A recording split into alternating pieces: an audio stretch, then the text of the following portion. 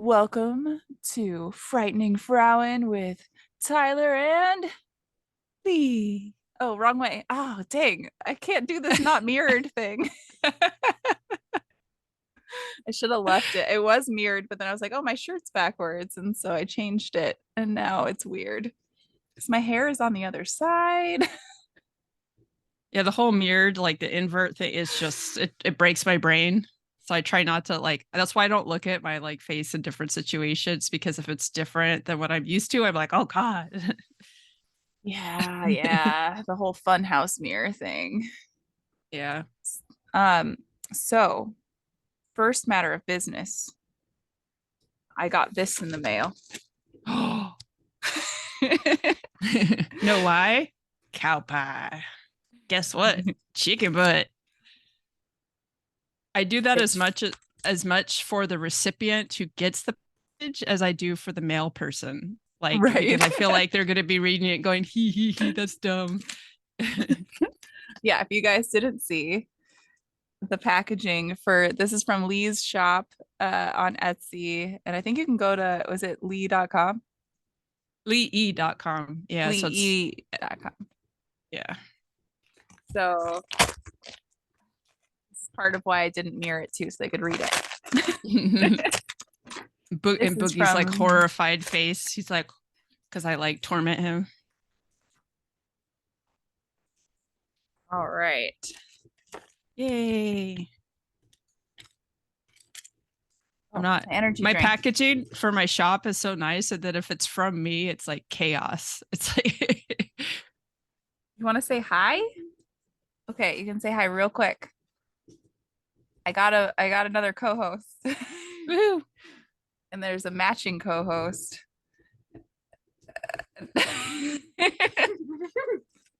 Lee says hi, and everybody Hello. on YouTube says hi. Hello. All right, so I got a letter. Do you want me to read the letter on here? Yeah, I didn't say much. I'm not good at words. It says, "You are the most amazing human in the world, Tyler." That's kind of No. what I was trying to say, but it came out Oh, different. look at your art. It says, "Happy birthday. I'm glad we are friends, Yeah. Lee." Oh, I love the paper.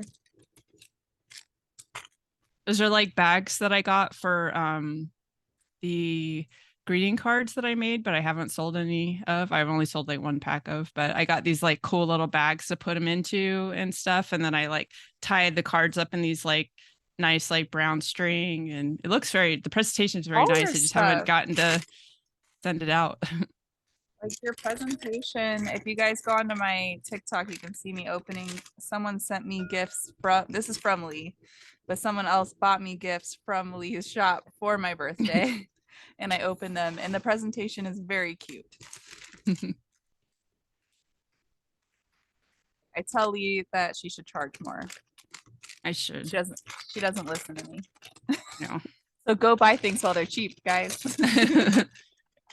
Yeah, at some point I'll actually learn what they're worth because I'll start selling stuff in person and be like, oh, well, Etsy. Oh, you did a little wax seal. Oh It came my with that. gosh. So These are there's two things in there. Oh, I see, There's I the see, I see. yeah. There's also your eyes. Oh yeah. I put my card in there. Did I? I did put my card in there. Oh, maybe because I knew you were gonna open it. So Okay, so the card says crafty L at lee.com. Lee.com. Lee, well, it says L at, well, that's lee.com. Yeah. Lee.com. Yeah. The Lee was taken. These are so cool. And then I had asked Lee to save these for me. Yeah. I just was like, I'm Little throwing those candy in. corns. Little candy corns. So I don't know, I don't have any experience with hair pokey things, but you have enough hair that I feel like they would work. I think so. Plus it's two crows. Exactly. Did you guys see that? They're two crows. Okay, Eef. I'm gonna play with my hair later. I'll make another video. Your Thank squishmallow is you. alive. Evelyn's looking for the car keys. I don't know where they are, honey. Um,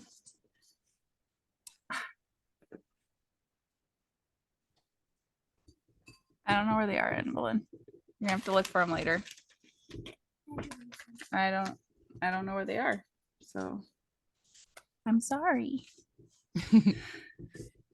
So you're no.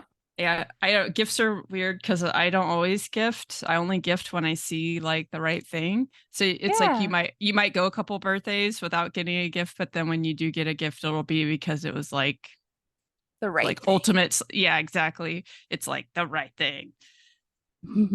Well, it was the right thing. It's perfect. And I love everything that I got from your shop as well. So Awesome. um I meant to use one of my mugs, but they're way over there. My little minions left. Their mugs are hiding. And they're I can see them, but I'd have to climb over my stuff I put over here. Your wall. My wall of pickles. I was like, I'll unwrap one of the pickles so that you could tell what they are. I want to Sure. be able to eat pickles, but they just with the Marcel stuff, they don't go well. Plus they're almost always made with garlic, which I can't eat. Mm, So it's and kind of onions, probably. yeah, it's kind of a bummer. I tried making my own and that's how I discovered that I have an issue with the just how they're made. They, I made my own too, and I did do better with those.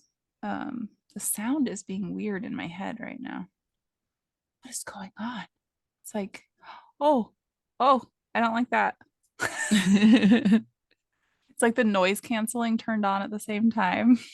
Oh no. They're noise canceling headphones. I'm sorry for all of my technical difficulties, guys. Oh my gosh. But yeah, so you have some updates on your RV stuff. You've raised about half the money for it, Yeah, I'm right? at my GoFundMe's at 5730 right now or 5740 right now, which is amazing. I really didn't expect to get much at all. But the suspension repair costs are 7,200. So I'm not quite there yet. And I did ask for 12. I'm not expecting to get the full 12, but that's to help pay for the 4.5K in solar batteries that I had to get Yeah. as well. That I wasn't Ugh. expecting to have to get for quite a while. And yeah, so those went on a credit card that, you know, my income is too low to pay. So anything, Yeah. it's Those gonna help. Like, batteries. yeah. And And they're not you even needed eight? Is that yeah, right? and they're not even the batteries that I wanted to get, but the batteries I wanted to get were so expensive that like I just was like, yeah, That's how it is it's with mine. If you guys don't know, both of us have RVs. I was living in mine and I will again, but my I have solar as well, and I built the whole system. And Lee's now redoing the system that was on the RV that she got, and the batteries for that solar system are very expensive. They should last a long time now, but they're very expensive to have to rebuy all of them, and Lee was not expecting that. yeah. I knew they were old, but they were working fine when I bought the RV and then they when the roof was replaced, the batteries were fully discharged, which for lead acid can be bad even when they're healthy. But because they were like closer to end of life, it killed all of them, all eight. So, and the batteries themselves are like individual. Like if I only needed two, it wouldn't have been that bad. But because the system, the way it's built, I need eight of them in order to support like a 36-foot like trailer. It just adds up to like a lot.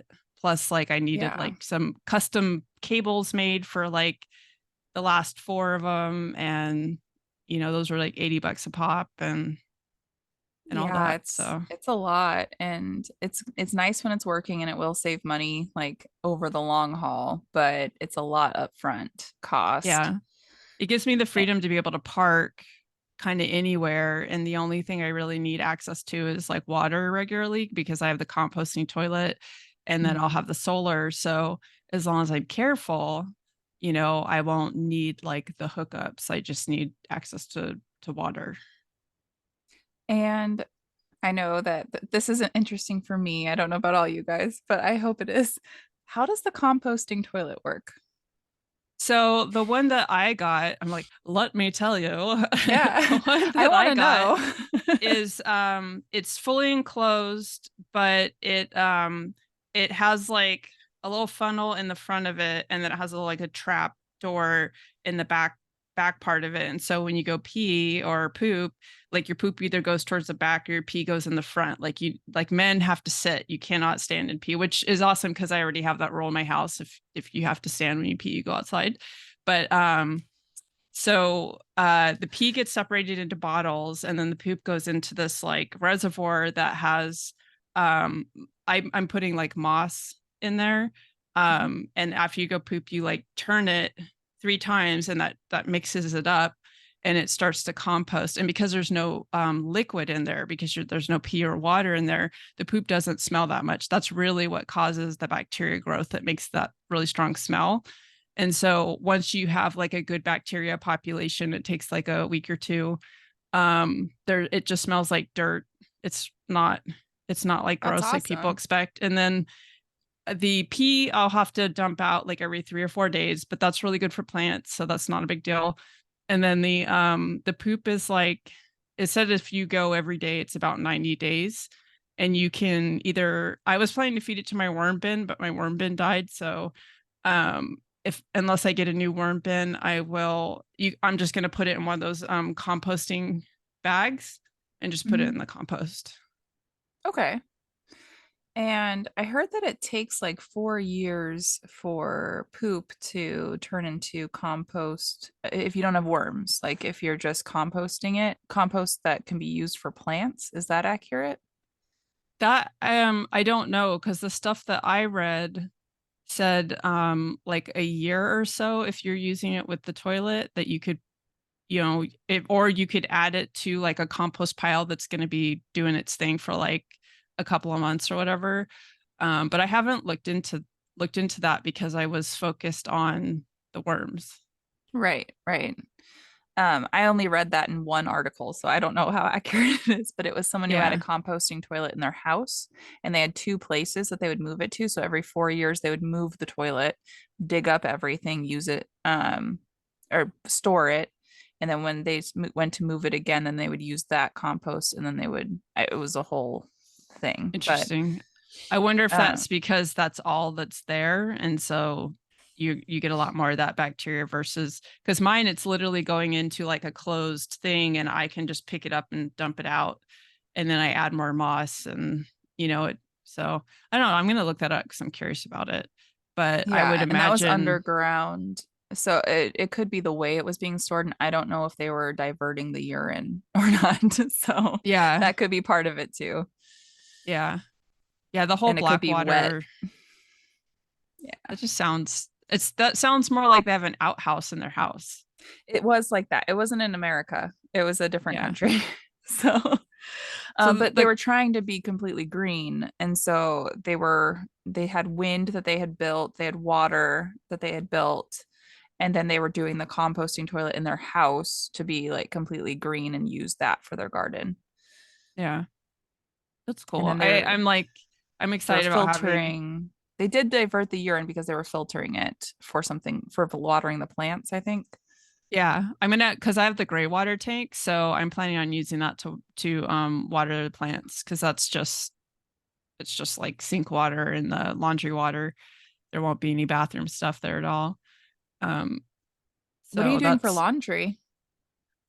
so part of the reason why I picked the trailer that I did is that has a spot for it, but I won't be able to run a dryer, so I just got a washer, like a Okay, and then you'll small. hang dry.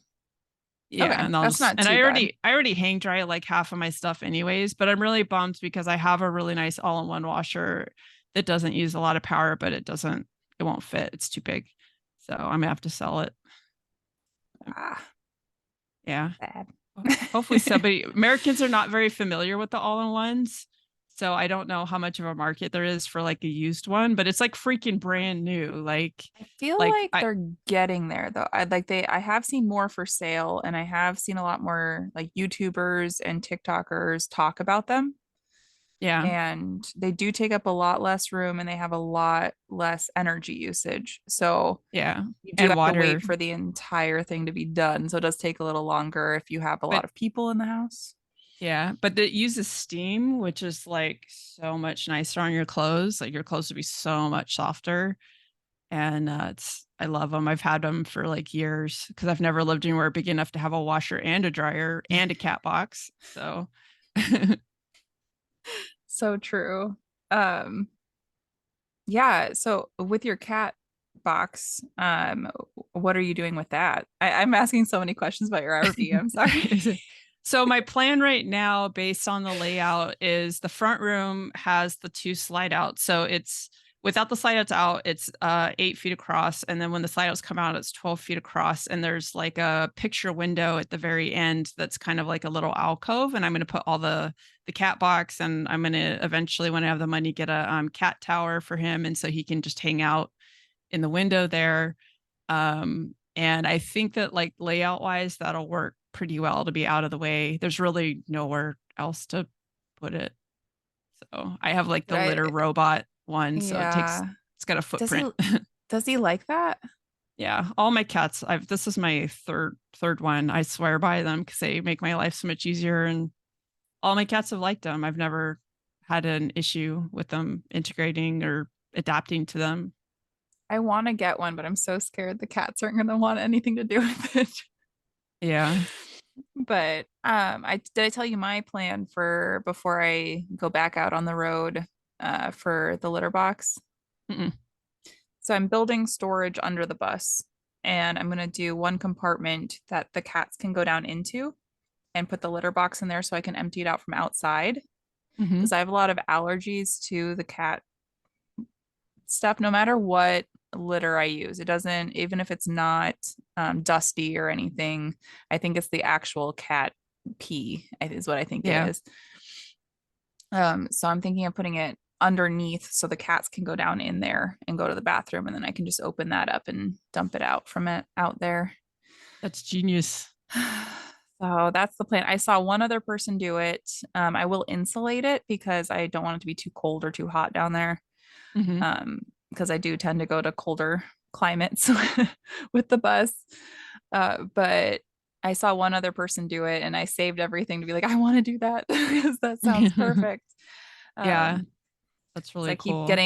keep getting accidental cats, and I don't think I'll ever not have a cat. So, Yeah.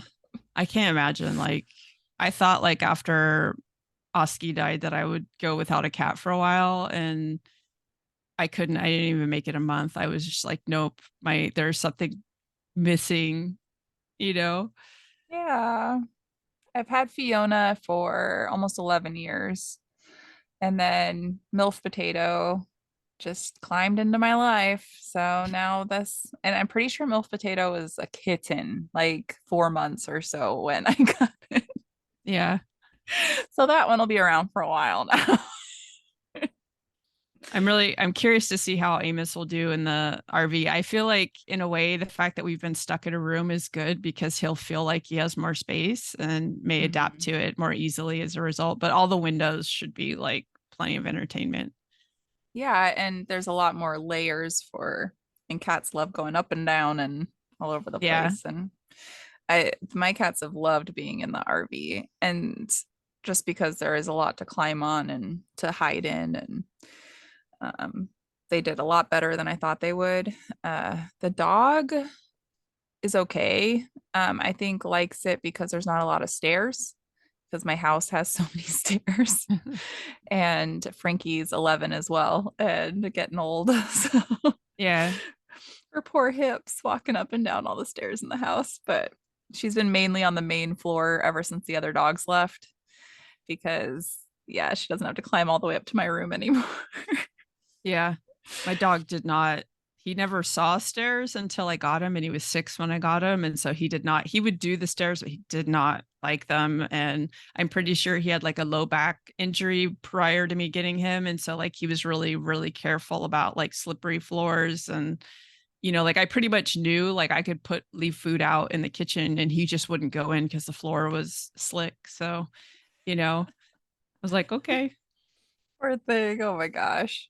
Frankie's definitely has like arthritis in her back hips, and it gets better. It's better in the summer. In the winter, it's really bad. And she has to go out to go to the bathroom, and because she wants Yeah. to go outside and she likes the snow, but I can tell that it's harder on her hips. But Do you give her like the supplements and stuff that help with that? yeah, and they have helped, and started giving her extra fish oil too, and that's helped too. So we'll see this winter because I started extra supplements last winter and it helped a lot. But we were also in the bus, so it's hard to tell because there wasn't stairs. So Yeah. Well, um, hopefully. yeah, hopefully. um, I know that her like breed's life expectancy is like 7 to 10 years, so she's at 11 now. And she's still kicking. She's still doing good. So, That's awesome that she's an extra old lady. Was that what do they call the people that live over 100? The blue oh, something. She's one of yeah, those yeah. for dogs. She's an old biddy. It's like the secret to living a long life is have a good owner. Exactly. And we're the third owners. So I think she was 2 when we got her. Um, and the first ones we're pretty sure were not kind, or they had a kid that wasn't kind. And then the second ones, she just had a lot of anxiety and they didn't know how to handle it. And so they brought her back to the same place that they got her from. And then she was on anxiety, like dog Prozac, and got her weaned off of that. And she hasn't had to be back on it. We were a little worried that she'd have to with what happened with the other dogs, but um, with them leaving, she's still really nervous, but I think she'll get better. Like she's already doing better. That's good. Yeah, my other cat who doesn't live with me anymore, but stayed with my ex because they connected in a special way. Is on Prozac and just has been on it. Like I tried putting him on it, and when he was doing well, very slowly wean him off, and he'd be okay for about 6 months after he was off of it, and then he would start having issues, and it's all like food anxiety stuff. So like you'll start to prepare his food, and he will just pee. He gets so excited he pees, and on the Prozac he doesn't do that. He's still very demanding for the food, but he's more, but he's just sensitive. Like with Amos in the house, he's had issues like urinary issues and stuff from the stress. So like now he's getting the gabapentin to help chill him out even more. And and then when we Good. move out, he should be Back okay to to just go back to Prozac only. Yeah. Oh, I'm glad they have that and they realize that it worked for dogs and it's the same prescription as humans. Yep. It is just compounded. Yeah, it's the same maker too of them. They're exactly the same. Same with antibiotics for the Yeah. fish tanks. It's the exact same as people antibiotics and the same companies, but like 1/100th of the price. I'm not saying that for any reason. Yeah. I've actually found the cost of the meds for the animals to be proportionally more, at least for the meds that Oh, I've you gotten did? for them. Yeah. Like the When I was going through some like really bad infection stuff, and I didn't have insurance, my antibiotics they wanted to give me were like I think they were going to be like $60. It was when I was going through Lyme disease. So I had to be on like this hardcore antibiotics for like a month at a time. And it was a lot. And so I went and looked and it was like because the fish ones it comes in like 120 of them and it Mhm. was like $5 for the whole thing. Wow. So I was like That's that's interesting. I wonder how they justify that. I ended up still getting the human ones, but Yeah. You're like looking at It it, was doing the very math and doot, doot, tempting. doot, doot. I didn't want Yeah. them to blame it not working on me doing it that way because it didn't work. And I think it's like a 30% chance of working. And I went through the treatment like three different times over, I think it was 9 months. And the pills are horrible. Like I felt horrible. I'm like, I'd rather just deal with the Lyme disease at this point because Yeah. I felt so sick the whole time I was taking them. The I took an antibiotic for like that's used for IBS, and they get you take it for a week, and it's like $800 just for the pills. And I just signed up for they had financial assistance, so I got it for free, thankfully. But like Hmm. when I saw how much it was, I was like, yeah, so I only if it gets paid for can I take this, you know? And Right? it did help, but like, Some of the meds I don't understand because it's only in America they cost that much. The same exact medications in another country do not cost that much. And so when you're looking at what they call like the like drugs being smuggled into America, majority mhm, of them are actually coming from Canada and like European countries and their actual prescription medications so that people can get them cheaper. And they're the same yeah. medications.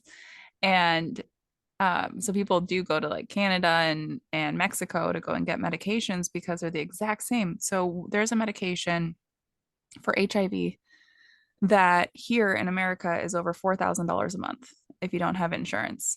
And the same medication in Europe is about $4 a month. And like, why? We can Yeah. eradicate this. And like Yeah. PrEP, same thing. PrEP to prevent HIV, if we got everybody on it and people were taking it, we could eradicate HIV. So why are they not doing that and making it affordable? And we have a contract with Gilead who makes those medications, which love the name, by the way. If you've watched or read A Handmaid's Tale.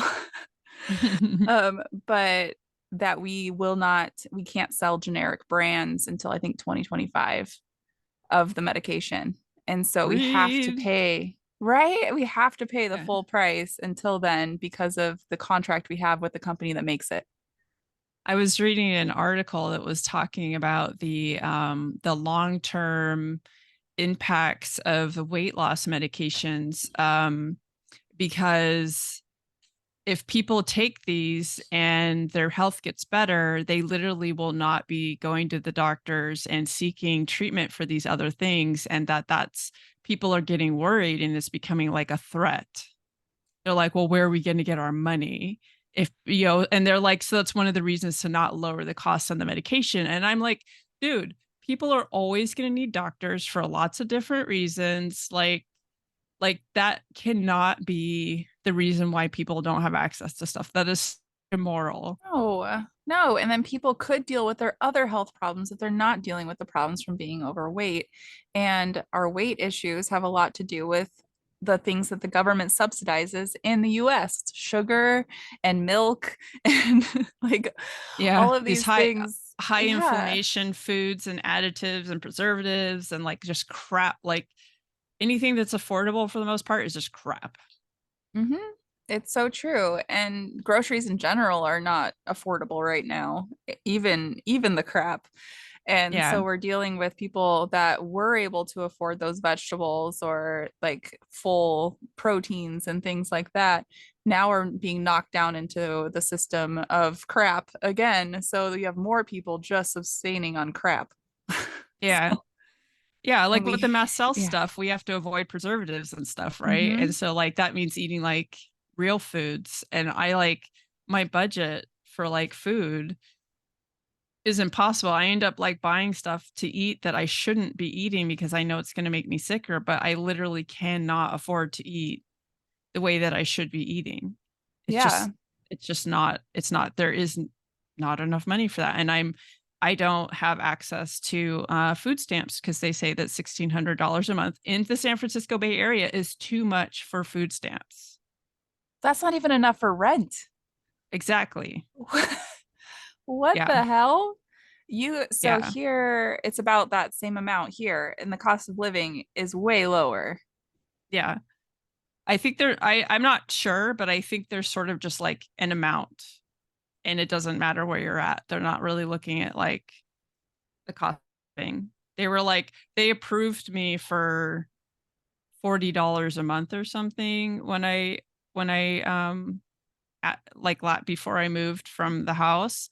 And because I won't be paying rent, there's no way I would be approved at all, like in the RV. But my cost of living is literally like my income, and that's without paying rent because of like groceries and my medicine and everything else. Like it's not, I'm not like buying extra stuff. I don't like all the clothes I wear were given to me from a friend that loves to go to thrift shopping and she pays for them. Like I can't afford clothes. I need shoes that are good for my feet. Can't afford it. Like, No. you Oh my know? gosh. That should be covered by insurance, honestly, especially with EDS.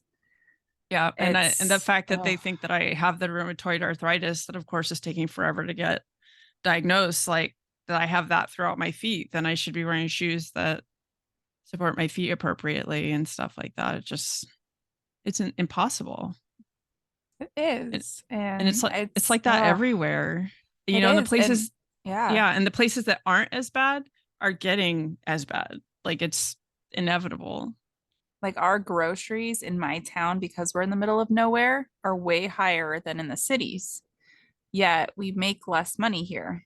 So it's it's just this whole thing. And I know our rent is like rent in my town is less and mortgages in my town are less than the cities. But again, our pay is less. So most Hmm. people here are making like $20 an hour. And $20 an hour does not get you much anymore. So, Yeah. and I like they didn't raise how much they're paying people here when everything went up. And so the people that were doing okay on 20, $25 an hour are now suffering. And there's people now losing their houses, which houses had not been foreclosing here in a really long time because the cost of living was so low. And now people are losing their homes because their insurance and their taxes went up. It had nothing to do with even their mortgage amount. Yeah. That's crazy. I don't even, And I like, think minimum wage here is like $15. And so like, which is, mhm. is nuts. And then my disability payment, it's not even close to minimum wage amounts. So, and That's I feel like, ridiculous. if you're permanently disabled or, or on, social security after retirement or whatever, at minimum, you should be getting minimum wage. Oh, totally. Like, and minimum wage should pay like for a single person to be surviving. Yeah. That, like, if you're working full time, there's no reason for you to not be able to survive. Oh Right. my gosh. I think minimum wage here is 10.75, which Wow. went up from $8 when I first moved here. Um, and I'm like, $8. Some of my employees were making $8. And I'm like, that's dumb. Like, there's no way you can survive. And they're college students living like together all in one place to Yeah. barely survive. But I mean, we all went through that, but but it's worse now. And I can admit that when I was college age, it was not as bad as it is now. Yeah. No, I remember like I mean I started working when I was like 14 and it was always minimum wage and I think it was 4.25 then. And then Mhm. when I got a live-in care job that was like woohoo. I'm wearing shorts, guys. I'm not naked. I was like taking care of the person full time and like lived there, so I got room and not really bored. She didn't really pay for my food, but I was making like 4.32 an hour. And I would have had a hard time like renting anything more than like the tiniest of rooms or something, but I would have been able to. Like, I mean, just the amount that it's changed is, Yeah. yeah. And I think I talked about this on another episode, but my first apartment I got when I was 18 was 970, I think, a month. And that same exact apartment is 3,000 a month now. There's a noise. Oh, is that me? Maybe. I think so. Oh, is it my air conditioning unit? I don't know. It's only doing it when you're talking and then it stops. Like, so maybe there's a background noise that's coming through when you're talking and then because it's totally quiet when you're not talking. I think it is the air conditioning unit. Okay. Okay, is that better? It just turned off. I'll say something again. Hello, how are you today? No, it's still there. Yeah. Oh, then I don't That's know what weird. it is. Let me see. I'll mute and then unmute. Testing. Yeah, it's still there. Is it Ah, moving? I don't know. Oh well. hello. I'll do my best to ignore it because it probably other people probably won't hear it as much as I do because I'm weird. Ah, yeah, I don't know what changed. I had hit my headphone button, but my headphones are only for my me hearing it. Yeah. Yeah, I was wondering And about that. Oh, oh it's so weird. no, no, that's right. Yeah, it's not because you're not hearing my headphones. I don't know. I think it's That's in your so head. weird. Okay. Oh my gosh. See, this episode became about you though. So you're the woman to know. It's about my Um, toilet. you might actually know the person that this is about, because Okay. you like old films and films from other countries, Yep. right? Yeah. She's an Austrian actress, who came to America and changed her name. So but Hedy Lamarr, do you know who she is? I think so, yes. I'm bad at names, but I have like it sounds really familiar to me, so it'll come to me. She was in silent films and then they turned to speaking roles when that became normal. Yeah. But yeah, she's beautiful. Oh my gosh. Let me see. Let me pull up a picture for you guys because she was called like the most beautiful woman in the world at the time. And I think they may have been true, like right about that. Like, oh, yeah. Oh, forgot the camera's up here now. Oh yeah, I remember her. Yeah. She was in Ecstasy. That's that era of eyebrows that my eyebrows fit in with. So true. Yeah. I get people, your eyebrows are weird. That's what I get a lot. And, or I get, wow, your eyebrows are really classic. If people are like familiar with the old, I was and gonna I'm say like, timeless. you're Yeah. just, I Mine haven't, are just confused. and people are like, I've had people be like, you pluck them too much. I haven't plucked my eyebrows in over 20 years, except for the grandpa ones that started coming out with perimenopause. They're really curly and stuff. They're not part of the original brow. They're like a whole other like invading species. Like they must be plucked. I get them on my chin. I I don't get them in my used eyebrows to. yet. I did that like so I always had some hair as part of my PCOS like fun, and then perimenopause made my PCOS better. Temporarily it will come back. And so I haven't had to do anything here for a couple of years, and I'm enjoying the vacation because I know that like They'll in come back another with a 5 years or vengeance. so it's going to be extra, and then I might just grow it out and braid it or something. I don't I think I would. know. I would try. I mean, it's If I not didn't fair just that have two, I yeah. have like two or three, just like long ones. And Yeah. sometimes like someone will mention it and I'm like, oh yeah, it is there. And I just pull it out. Yeah. It's not fair that as men age, they get to like cover what happens to the under part of their face, like with hair, and we don't get to do that. And then we get judged for it. It's not fair. Like, so if I Mm, can do that, I might. yeah, I agree. And then like dye it cool colors and Exactly. draw as much attention to it as possible. Just make people uncomfortable. Yeah, I think that's my goal in life now. Oh my goodness. Okay, so let's learn about Hetty. Hetty All here. right. Many people who love the early films know her as the most beautiful woman in the world, as I said. Some even know of her from her tragic end. because she dies. I mean, trigger alert. No. So it's so it's so weird. Like, why would that happen? It really wasn't it. Okay, I don't want to say it wasn't that tragic, but she was in her 80s when she died. It wasn't like a Right. tragic, like early ending, but everyone was like, oh, it was such a tragic end. I'm like, she died of heart disease. She she did what she did what ideally most humans would get to do, right? Is live a In their long life 80s. and yeah.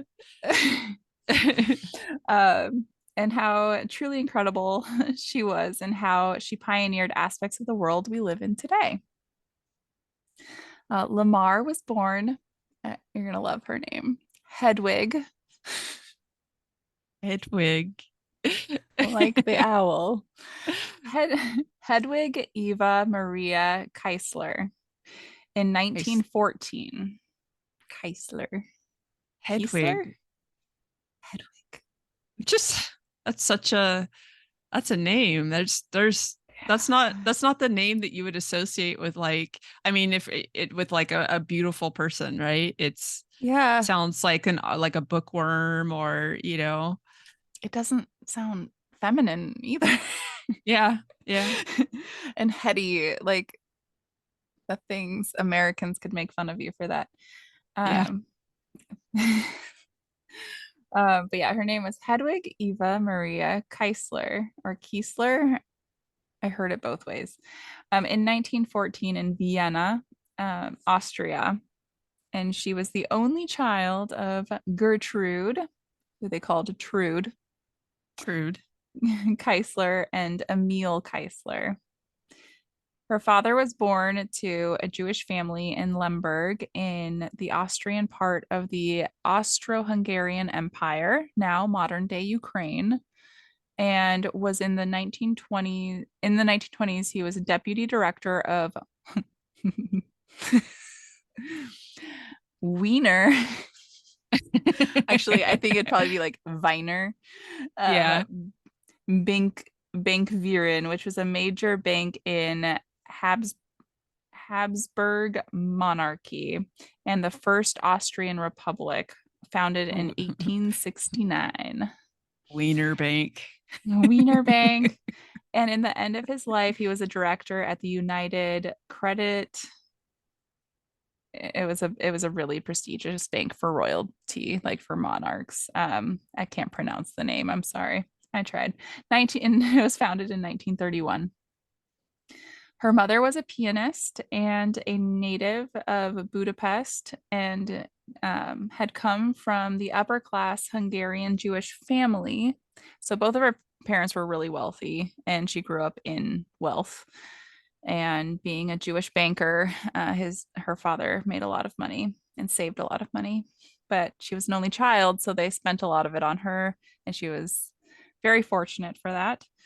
Um, so her mother, though, converted to Catholicism, and they raised Hedwig in the Christian faith, but they never baptized her, as far as records show, Hmm. which is interesting.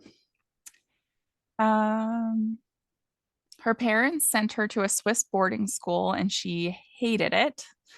She felt trapped while she was there, and she escaped and went back to Vienna because she was missing her family and the ability that she had there to be able to get into acting on stage, as well as there were some big film production places in Vienna that she wanted to work for. Whether or not she can act for them, she wanted to do whatever she could. As a child, Lamarr showed an interest in acting and was fascinated by theater and film. At the age of 12, she won a beauty contest in Vienna, and this led her to begin to associate, or sorry, as well as that, she started inventing things and was working with her dad on some inventions that he was working on. And she loved technology as well as just getting her hands onto things and figuring out how they work. Uh, so she loved both worlds, and she didn't want to give up either of them. She wanted the big silver screen as well as to be getting her hands dirty and inventing things and learning. And she just loved how technology was as much as there was back then. She knew that there would be more, and she wanted to have her hand in it. So her parents put her in some acting classes in Vienna. When one day she forged a note from her mother. Um, I never forged a note from my mother, by the way, even though I got in trouble for forging a note that I didn't forge. Did you I ever fo- forge a note? yeah, for a couple of years before I got caught. I used to cut school and go to the library because I was bored. So I'd literally go downtown to the library and then I'd write like notes. And it was Mhm. fine for like a year and a half, 2 years. And then I finally got caught. And I just said, oh, I've done it like 3 or 4 times. Like I didn't say it was my first time because that would be like too obvious, right? Yeah, that's funny. I got in trouble for a note my brother forged saying that I signed it for him. I'm like, Wow. why would you throw me under the bus like that? Yeah. Thanks, brother. Oh, I think that was the day. I'm pretty sure this was the day that my mom went to spank me for this because we got spanked with wooden spoons. Hmm. And she took the spoon up, and I'm like, I swear I didn't do it. And she took the spoon up, and it broke like in her hand before she could bring it down. She's like, you have a guardian angel today. And I was like, I didn't do it. That sounds like something my mom would have said. Go to your room. I'll make her sound like she's been smoking for 40 years. Um, so with this forged note, she went to Sasha Film, which was the largest Austrian film production company of the silent film era. And she was able to get herself hired as a script girl during her school breaks and after school. And a script girl is a member of the film crew who oversees the continuity of the motion picture from wardrobe to props to dressing to hair and makeup, and just make sure that each scene is like seamlessly going through and that things didn't change between um, filming. And she wanted to be, yeah, sorry. I was gonna say that's like a important role because some of us get very distracted by the inconsistencies, like candles obviously burning for way too long between each cut, and the amount in the drink, and Exact, yeah, and food on the yeah, plate, and yeah, yeah, I feel like they did better at this back then than they do now. right? Um, did you see the Barbie movie? No, So in the Barbie movie, they didn't actually eat or drink. Like they would pretend to eat, like make the food, and then they would have like an empty cup. okay. And when she goes into the real world, they give her a cup and she goes to just pour it and it just pours on her. She's like, I'm not used to things being in those. But it also really bugs me in movies when the cup is empty and like you know that it's freaking empty and they're like You can tossing tell it by the way around. they're holding it and stuff, and then the way the Yeah, drinking looks really fake and like, like yeah, coffee cups, like from like right. a coffee shop that's like a paper cup. And you're like, that isn't it. No, Yep.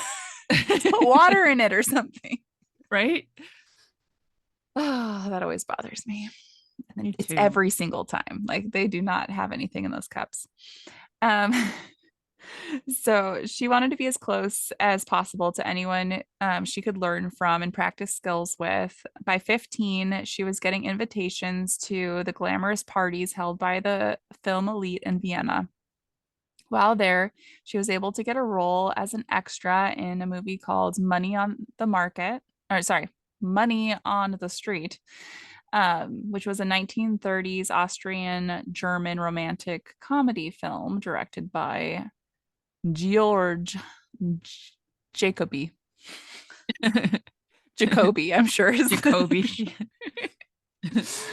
um okay. And then a small speaking part in Storm in a Water Glass, which is a 1931 Austrian German comedy film. Producer Mark Reinhard then cast her in a play entitled The Weaker Sex. Love that Hmm. one. Yeah. Um, which was performed at the theater in Der Josephstadt. Reinhardt was so impressed with her that he brought her with him back to Berlin.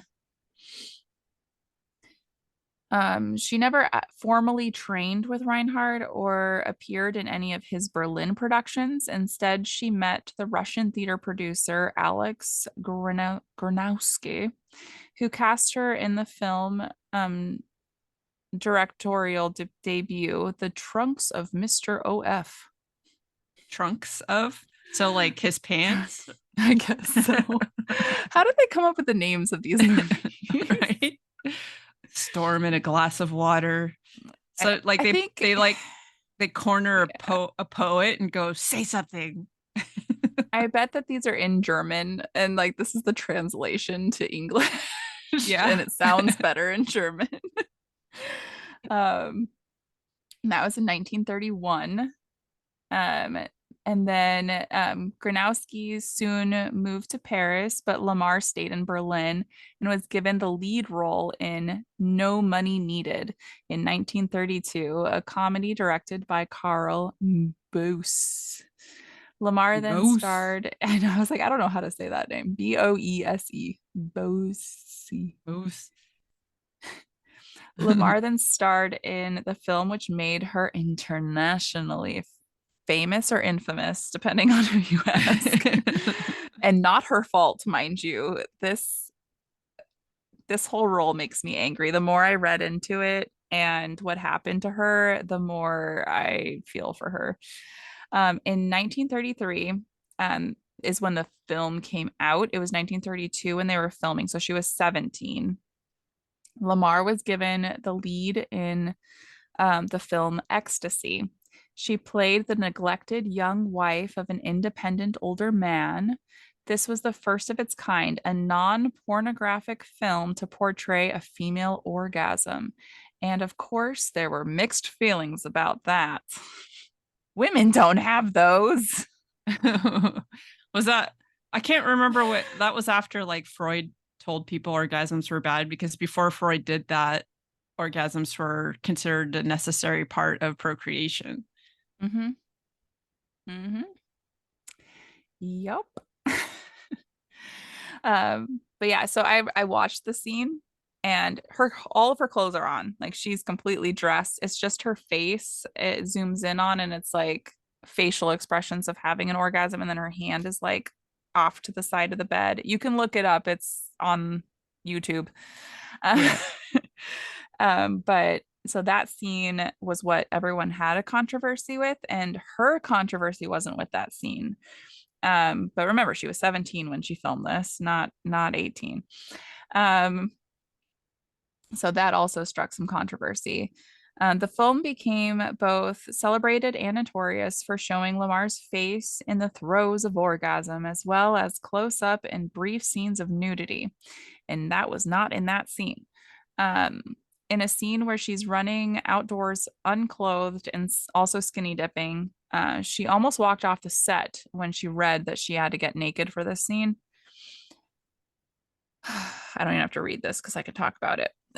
So I looked up the scene, and I don't think it should even be online because she was 17, but they told her that they would film it from really far away. They wouldn't really be able to see, they would know that she was naked, but they wouldn't be able to see it. And that they were mainly going to be focusing on the guy that she was trying to hide being naked from. So she's like trying to hide herself from this guy. They used what do they call it? A high-powered telephoto lens to be able to film her from far away, and it was not a wide angle. It was right up on her. I had a feeling that was coming. And she did not know this until they were reviewing the film when it was finished. And she got to go to the showing of it before it actually released to theaters. And she went and saw it, and she was mortified. She felt extremely violated. She felt duped. And like in her biography that she wrote, that's the word she used, was duped. And then she knew that her parents were going to go see this film, and they would not be happy about this, and they were not. As soon as it got to one of the scenes that, so they saw the orgasm scene, and they didn't like that, but she was fully clothed.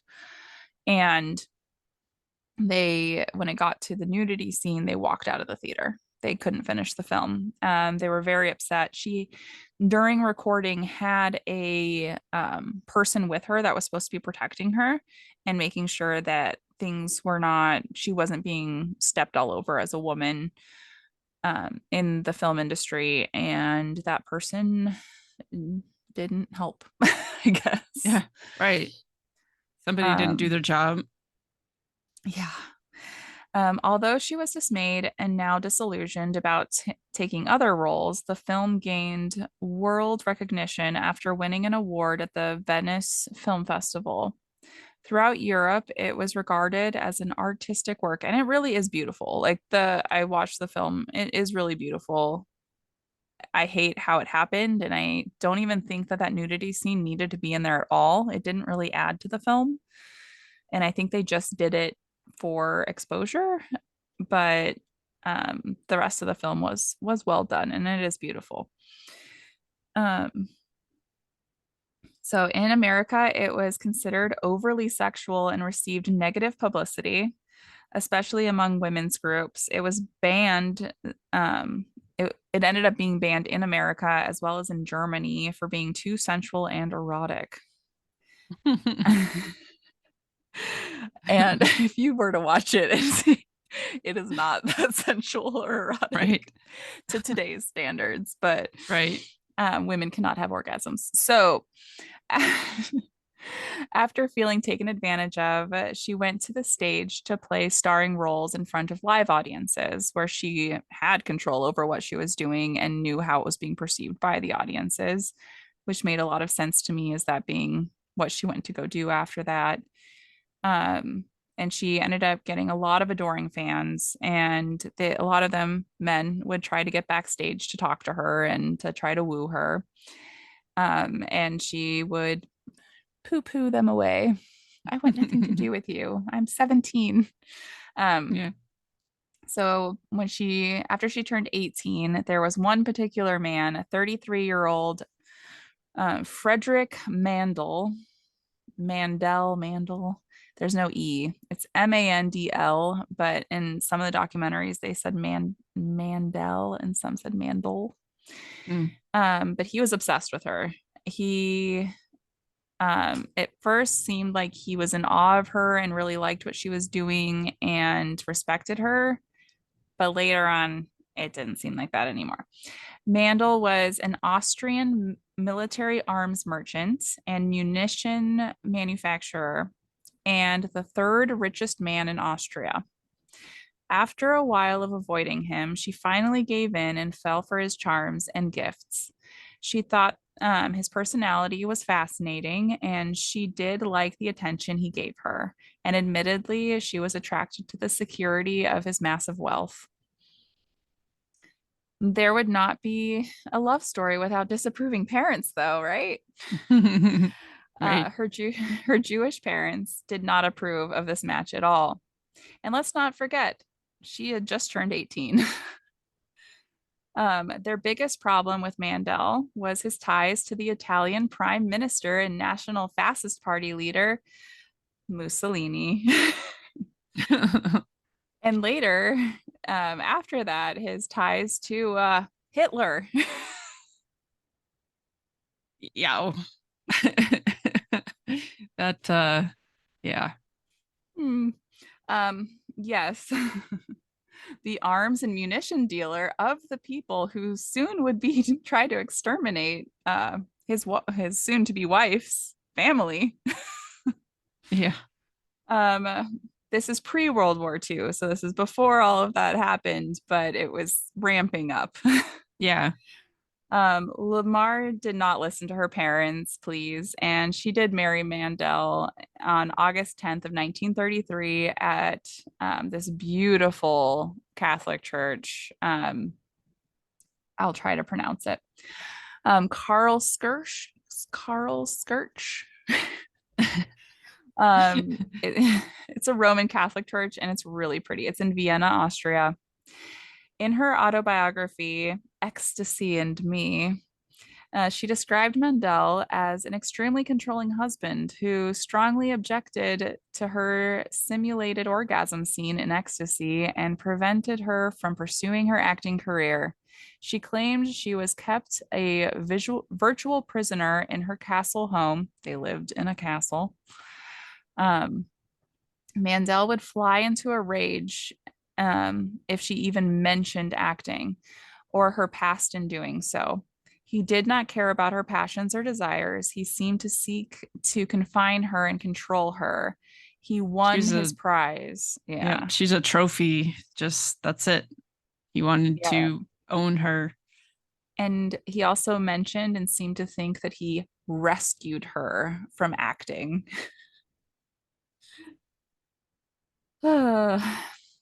Mandel had close social and business ties to the Italian government, selling munitions to the country. And although, like Hedy, his own father was Jewish, his mother was not. So I guess he's not really Jewish. Um, he had ties to the Nazi regime of Germany as well, which I'm not sure she knew that before she married him. But Lamarr wrote that the dictators of both countries attended lavish parties that at their home. I'm Wow. sure they loved her being there. Lamarr accompanied Mandel to business meetings where he conferred with scientists and other professionals involving a military technology. These conferences were her introduction to the field of applied science and nurtured her talent her love and talent for science. Um, Thankfully, she did meet some people during that time, and it did lead to what she does later on. Um, Lamarr's marriage to Mandel eventually became unbearable, and she decided to separate herself from both her husband and the country in 1937. In her autobiography, she wrote that she disguised herself as her maid and fled to Paris. But by other accounts, she persuaded Mandel to let her wear all of her jewelry to a dinner party, then disappeared. I want to believe it's that one. Yeah. She's like, the layered look is really in right now. I just want to wear all of it right now. I want everyone to see how much you love me. That's probably what she said, actually. She writes about her marriage. I knew very soon that I could never be an actress while I was his wife. He was the absolute monarch in his marriage. I was like a doll. I was like a thing, some object of art, which had to be guarded and imprisoned, having no mind, no life of its own. That's so sad. Um, she ran back to the screen, but knew she did not want to be taken advantage of again. She knew she had talent and deserved to be paid accordingly. She was scouted by Louis B. Mayer, who offered her a contract for $125 a week. How much do you think that would be in today's money? I don't know. Probably a couple thousand at least. Mm-hmm. 2,665. But she knew this was not appropriate for the work that she would do. She, um, they would want her, to do a lot of roles, and a lot of actresses were being used like for movie after movie after movie, which we do now too. But she knew that they would be pumping out movies and be making a lot of money off of her, and she knew that she was good at what she did. Um, so she got on the same boat as him to New York. Um, and she impressed the scouts so much with her intellect and with how she carried herself. And he caved and agreed to her terms of $500 a week, which would be about $10,660 a week in today's Dang, girl. economy. I love that she fought for herself. Right? Um, this was when she also changed her name from Hedwig Keisler to Hedy Lamarr. This was partly to pull away from her nickname, the Ecstasy Lady. That's so original. And I know, right? And she chose this last name after a silent film star she looked up to named Barbara La Marr. So La is the middle name, Marr is the last name, who had passed away at 30 years old in 1926 and had appeared in 27 films while between 1920 and 1926. Also, she was a screenwriter and was has a tragic story as well, which I did not know anything about her until I was researching this, and I might have to do her later because yeah, she died so young and in the Yeah. middle of working on things. Sorry, I Yeah, it hit sounds like knocked. she's pretty prolific. Um, so she was brought to New York. Oh, sorry, she was brought from New York to Hollywood and was promoted as the most beautiful woman in the world, which, as we've determined, she's very beautiful. um, I don't like us all comparing ourselves to each other. And of course, it's men who are saying that. It wasn't her saying that, but Yeah. um, so Meyer began loaning her out to producer Walter Wanger, where she starred in Algiers in 1938, an Americanized version of a French film, Pepe Le Moco, um, which was made only a year prior. So they're remaking it a year later. That sounds about right. Right. We do that here. The Office. What was that one with the vampires and the werewolves? Oh, the what we do in the shadows, that one or a different one? No, that's another one. Yeah. Well, that one they just did a TV show spin-off. It's not so much like a yeah, but I There's don't know about another the one. It was like British and American. Like we don't understand people who yeah. speak British. I know Shameless is one. The Killing is another one. Because I watched like the originals, Mm-hmm. and then I go and watch the American ones, and I'm like, man, it's just so dumbed down. Why? It is. Or they do the exact same thing, like word for word, scene for scene. It's Right. like I can just watch this in other English. um, let's see. The film was a hit. She was pushed as an unknown but well publicized Austrian actress because I didn't want to say who she really was. To be first to be the first to see this new sensational actress on the silver screen in America because they had exiled her other movie. And everyone gasped when at Lamarr's beauty when she got on the screen, and she literally took their breath away, is what some of the magazines said. I think like at the time, like film had so much power to impact people because it was such a novelty. Mm-hmm. And the way that it's not that beauty wasn't like made a big deal, but we weren't able to highlight it and like zoom in on it and do all of these things that like you started being able to do in film and stuff. So it's interesting to think about like the difference in how now we're just kind of like we're sort of numb to it, right? But at that Yeah. point, there are movies that came out later that had this, like Clockwork Orange was like the intent of it was to shock people and to take you through the experience of it. And because people are so used to like watching difficult things now, they can't even watch that movie and experience it the way that it was intended at the time. But people were like traumatized by it when it came out, Mm-hmm. It's And you could fascinating. only see movies in the theater for the most part. So you couldn't buy them when they came out. You had no way of playing them.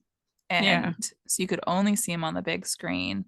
And it was a huge ordeal. And a lot of people could only afford to go like once a year, like go and see a Yeah. film. Um, so it was a big deal. And a lot of people had never seen a movie before.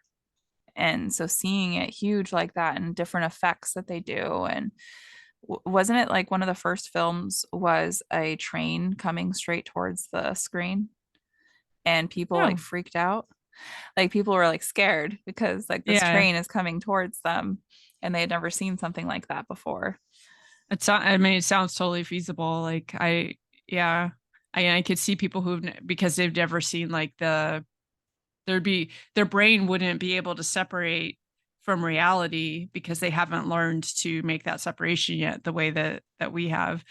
All those studies have shown that even though we can be like, yeah, that's on TV, we still respond.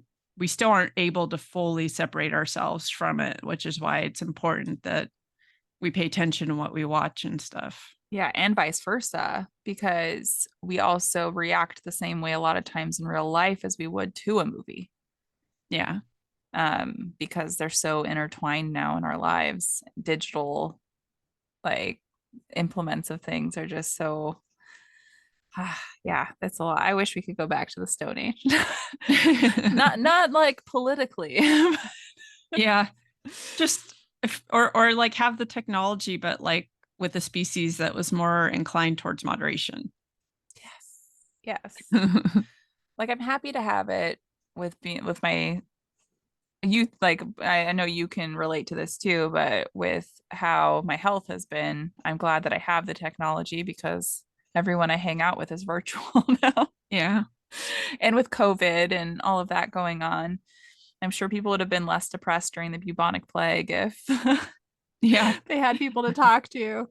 Right. Which it'll be out before this comes out, so I can talk about it a little bit. But I just did an episode on the dancing plague, and and it reminds me of that too. But how people are so what did I want to say? They're so influenced by each other, and how much more influenced we are now with technology that different things like the dancing plague are happening through not it doesn't matter spatially where you're at, it depends on the circles that you're in online, because Yeah. there's people like with self-diagnosing themselves with things they don't have because they're so in tune with the people that are there around, and so they manifest the symptoms that people that they follow or really like have.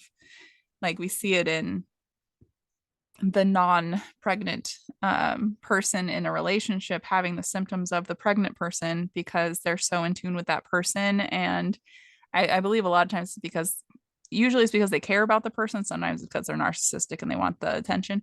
But Yeah.